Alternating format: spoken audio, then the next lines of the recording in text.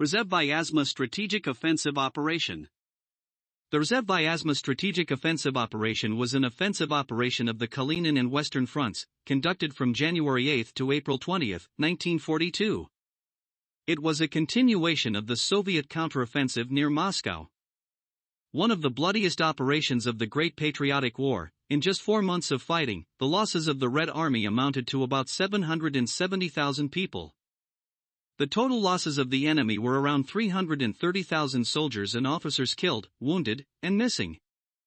The result of the operation was the liberation of the Moscow, Tula, and a number of districts in the Kalinin and Smolensk regions. However, despite the very large losses of the Soviet troops, they were unable to encircle and destroy the Rzhev Vyazma group of the Wehrmacht. The Stavka ordered in its directive of January 7, 1942, to launch encompassing strikes by the armies of the right flank of the Kalinin front from the area northwest of Rzhev towards Sychevka, Vyazma, and from the left flank of the Western Front's troops from the Kaluga area towards Yukno, Vyazma, with the simultaneous advance of the remaining armies of the Western Front on Sychevka and Gzatsk to encircle, dismember, and destroy the main forces of Army Group Center in the area of Rzhev, Vyazma, Yukno, Gzatsk. To the north, the armies of the left wing of the Northwestern Front, Lieutenant General P. A. Akurikin, carried out the Toropetskolm operation. Further south, the Bryansk Front, Colonel General A. T. Cherevichenko, was tasked with covering the advance of the Western Front from the south, Balhov operation. To complete the encirclement of the enemy's Vyazma grouping, the High Command provided for the landing of the 4th Airborne Corps southwest to cut the railway and highway from Vyazma to Smolensk. On January 8, the strike groups of the Kalinin front went on the offensive. The next day, the troops of the left flank of the Northwestern Front, the 3rd and 4th Shock Armies, began the Toropetskolm operation. By mid-January, the troops of the Kalinin front had deeply enveloped the Olnin group from the west and east, and the 39th Army reached its rear, in the area of Sychevka. On January 10, the offensive of the Western Front troops began. Breaking the stubborn resistance of the enemy, they liberated the cities of Mozhaysk, Veria, Medin, Kirov, Ludnovo, and Sukhinichi. The breakthrough of the enemy's defense on the right flank by the forces of the 1st Shock, 20th, and 16th Armies near Volokholamsk and Shakhovskaya aimed to reach Sychevka and cut off the Rzhev grouping from the east, while the breakthrough in the center of the Western Front created conditions for splitting the enemy's defense in the Vyazma direction and surrounding the Vyazma grouping of the enemy from the southeast. However, on January 19, contrary to the plan of G.A.K. Azhukov, by the personal order of I.V. Stalin, the 1st Shock Army, V.I.E. Kuznetsov, was withdrawn from combat and relocated to the area of Demyansk. Units of the 16th Army, K. Rokossovsky, were redeployed to the south. This was due to the fact that the 10th Army of Lieutenant General F. I. Golikov was to capture Kirov and seize the railway from Vyazma to Bryansk, and then assist in advancing towards Vyazma, operating in separated directions across a front up to 120 kilometers wide. The 10th Army liberated Kirov on January 11, but 4 days later it faced a strong counterattack from German forces. As a result, its units were pushed back north of Ludnovo, to the northwest and northeast of Zizdra, where they switched to defense. The command and staff of the 16th Army were ordered to move to the area of Sukhinichi, to take command of the units and elements of the 10th Army, organize resistance against the enemy, and restore the lost position. This task was accomplished on January 29. The troops of the 20th Army, Andrei Vlasov, were unable to overcome the enemy's defenses and complete the separation of the Rzhev Vyazma grouping, and they transitioned to defense. The idea of advancing on all fronts, proclaimed by I.V. Stalin on January 5, 1942, but not supported by resources, led to the loss of initiative, the failure of the counteroffensive near Moscow, and unjustified casualties near Rzhev. In the center of the offensive line of the Western Front, the 5th and 33rd Armies were operating.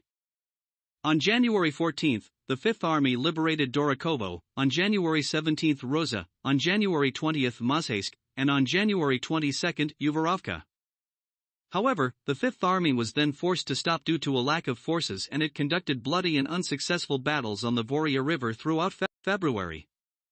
Soviet troops reached the Vasilikovsky resistance hub of the Germans and at the cost of thousands of soldiers' lives held this line. The area near the road leading from the village of Uvarovka towards the village of Semyonovskoye was named the Valley of Death. Adolf Hitler removed Colonel General E. Gepner from the position of commander of the 4th Panzer Army, January 8, and on January 15, Colonel General Adolf Strauss, commander of the 9th Army, was replaced by General Walter Model. On January 20, Gotthard Heinrichsey replaced Kubler as the commander of the 4th Army. As a result of the vigorous measures taken by the new commander of the 9th Army, via Model, the breakthrough in the defense west of Rzhev was closed and the communications of the 39th Army, parts of the 29th Army, and the 11th Cavalry Corps were cut off. On January 22, the High Command transferred the 3rd and 4th Shock Armies of the Northwestern Front to the composition of the Kalinin Front. By the end of January 25, the 29th Army was cut off from the main forces and fought in encirclement for more than 2 weeks. On January 27, the 8th Airborne Brigade was dropped near Vyazma. However, after German aviation struck the airfields and destroyed the transport aircraft, the drop and landing of subsequent contingents had to be cancelled. The offensive of the Western Front troops, the 33rd Army, the 1st Guards Cavalry Corps, and the 4th Airborne Corps, on Vyazma, which began on January 26 in coordination with the 11th Cavalry Corps of the Kalinin Front, was unsuccessful. As a result, the 1st Guards Cavalry Corps and the landed paratroopers found themselves deep in the German rear, where they conducted fierce combat operations together with partisans until the end of June 1942. On February 1, the position of Commander-in-Chief of the Western Direction was restored, for which Army General G.E.K. Zhukov was appointed, while retaining his post as commander of the Western Front. The High Command demanded the completion of the rout of the main forces of Army Group Center. At the same time, the German command brought in reinforcements, which, in coordination with the aviation, repelled the attacks of the Soviet troops on Vyazma. At the same time, the enemy launched strong counterattacks on the communications of the advancing 33rd, 39th, and 29th Armies, whose troops were forced to switch to defense at the beginning of February. On the night of February 18, commander of the Kalinin Front is Konyev gave the order for the 29th Army to break out of encirclement.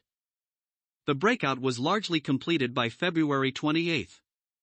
However, only 5,200 people, including 800 wounded, managed to break out and join the 39th Army, while the surrounded divisions of the 29th Army were almost completely destroyed in the Monchalov forests.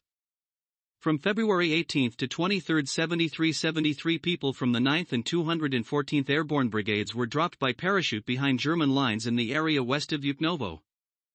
During the night of February 24, they began offensive actions. They managed to advance 20 to 25 kilometers in some directions towards the 50th Army and occupy a number of settlements. But soon they were subjected to heavy attacks from German aviation and counterattacks, forcing them to switch to defense.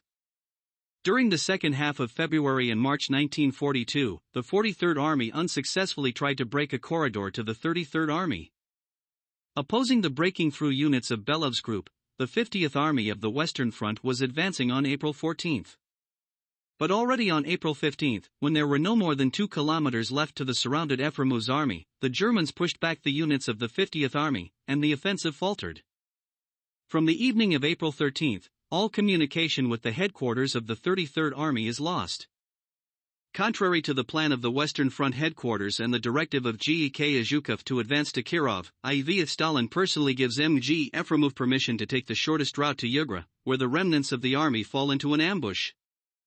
The army ceases to exist as a single organism, and its individual parts break through to the east in scattered groups. On April 17 or 18, the wounded M.G. Efremov committed suicide. At the end of March, the beginning of April, the troops of the Kalinin and Western fronts made another attempt to defeat the Rzhev, Olnino, and Vyazma groupings and connect with the troops operating behind the enemy in the Vyazma area, but again without success. On April 16, 1942, F. Halder recorded in his diary, "The Russian 33rd Army has been eliminated." On April 20, the troops received orders to switch to defense along the line Rzhev, Gzatsk, Kirov, Zizdra.